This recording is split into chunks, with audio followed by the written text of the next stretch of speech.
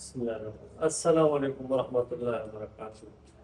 عزیز طلباء، آپ کو جس طرح معلوم ہے کہ معاشرتی علوم جامعہ پنجاب میں ہم مختلف ٹاپکس پہ ویڈیو بناتے ہیں اور اس پہ لیکچر دیتے ہیں تاکہ آپ لوگ اس کو دیکھ پاؤ بار بار۔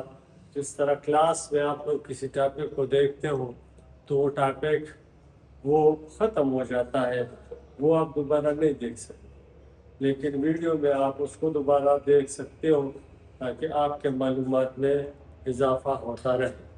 آج جو ہمارا ٹاپک ہے وہ ہے ریاست، انگریزی میں اس کو اسٹیٹ کہتے ہیں۔ اب ریاست کو اگر ہم دیکھ لیں تو اس کی تعریف بہت سے لوگوں نے مختلف انداز میں کی ہے، لیکن اگر ہم دیکھیں کسی ایک ایسی سیاسی اکائی، یونٹ، اکائی کا مطلب یونٹ،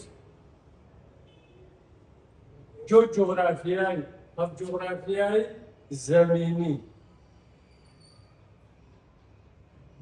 لوگوں پر مشتمل ہو، یعنی زمین بھی ہو، اس پہ لوگ موجود ہو اور اس کو رول کرنے کے لیے، اسے قابو کرنے کے لیے، اس کا انتظام چلانے کے لیے جو کنٹرولنگ باڈی ہوتی ہے اسے حکومت کہتے ہیں۔ یہاں پر خود مختار حکومت قانون کو نافذ کرنے کے لیے، لوگوں کو کنٹرول کرنے کے لیے ہوتی ہے یہ۔ لیکن جب ہم پولیٹیکل سائنس یا سیاسیات کے ماہرین سے پوچھ لیں تو وہ کہتے ہیں کہ ریاست جو ہے اسٹیٹ، اس کے 4 عناصر ہیں۔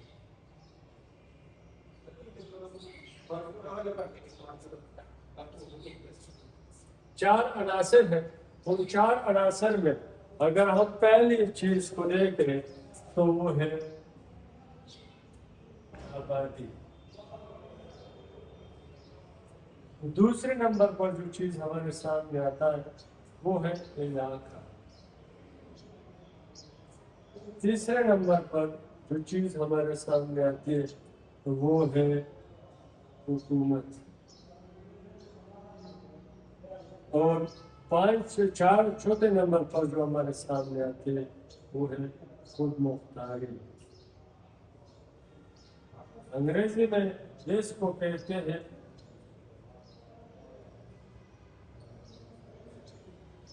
ساورینٹی، اس کو ساورینٹی کہتے ہیں، اس کو گورنمنٹ،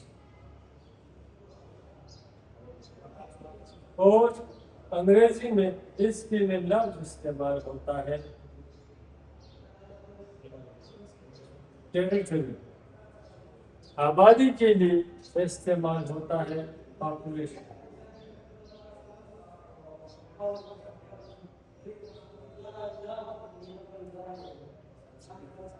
تو 4 عناصر سے مل کے بن جاتا ہے ہماری ریاست، ملک، اسٹیٹ، جو بھی ہم اس کو کہتے ہیں وہ۔ ابھی یہ لوگ جو رہتے ہیں تو ان لوگوں کے لیے زمین کا ہونا ضروری ہے، بغیر زمین کے وہ خلا میں نہیں رہ سکتے، آسمان میں نہیں رہ سکتے۔ اب اس کے لیے ضروری کیا ہے کہ آبادی کے لیے ضروری چیز علاقہ ہے، اور اس علاقے پر ایک حکومت ہو جو قانون کو وہ نافذ کرتی ہے اور پالیسیاں بناتی ہے، علاقے کو کنٹرول کرنا، اسے چلانا قانون کے مطابق۔ اور اس طرح اگر ہم دیکھ لیں تو وہ خود مختار ہو، یعنی یہ حکومت جو ہے، حکومت اپنی پالیسیاں وہ جس طرح بھی بنانا چاہتے ہیں عوام کے مفاد کے لیے تو وہ آزاد ہوتے ہیں۔ اس طرح نہیں، مثال کے طور پر ہمارا ملک پاکستان ایک ریاست، یہ ملک، اس کی آبادی 24 سے 25 کروڑ انافیشل جو ہے وہ کہتے ہیں لوگ کہ اس کی آبادی ہے، عوام ہے، لوگ ہیں۔ اب چاروں صوبے، وفاقی دارالحکومت، گلگت بلتستان، یہ سارے ملا کے بناتے ہیں علاقے کو پاکستان۔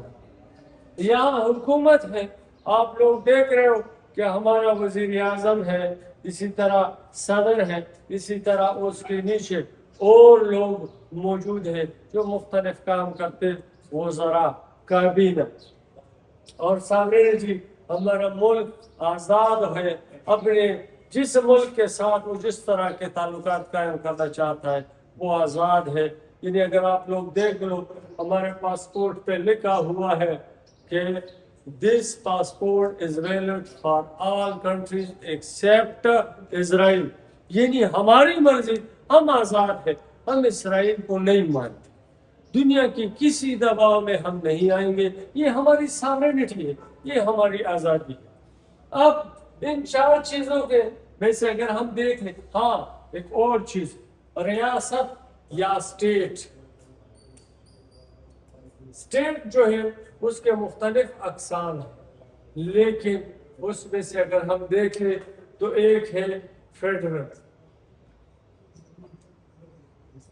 جس کو اردو میں وفاقی کہتے ہیں، اور ایک ہے یونیٹری جس کو وحدانی کہتے ہیں۔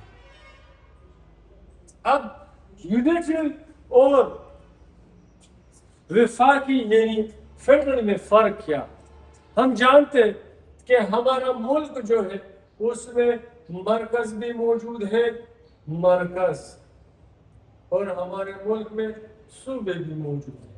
اسی طرح وحدانی اسٹیٹ میں، وحدانی ملک میں مرکز بھی ہوتا ہے اور صوبے بھی ہوتے ہیں۔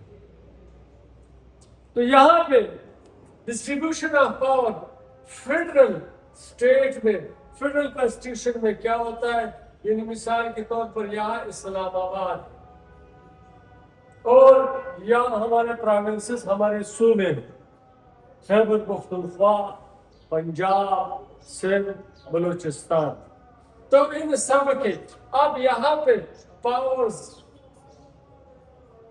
جو ہے اس کا ڈسٹریبیوشن ہوتا ہے۔ فیڈرل میں کیا ہوتا ہے؟